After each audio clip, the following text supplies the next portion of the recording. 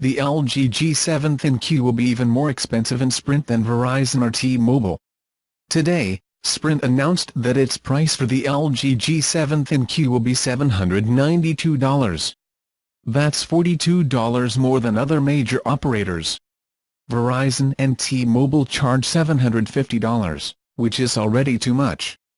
The Verizon payment plan will be $31.25 per month for 24 months, while the T-Mobile plan requires you to deposit $30 and pay $30 per month for 24 months.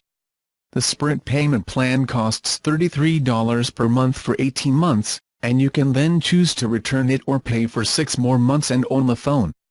While Sprint prices are not good if you are buying the phone on your own, there are some cases where you can get good prices. You are running a lease, you receive a promotion, but you must open 2 new service lines or update 2 phones.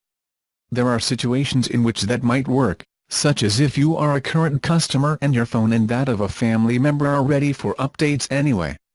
But keep in mind the fine print: you will have to remain a Sprint customer for the duration of the rental agreement, and you will only receive it during the rental period. You will still be on the hook for the remaining cost of the rental. Free phone, which is around $200.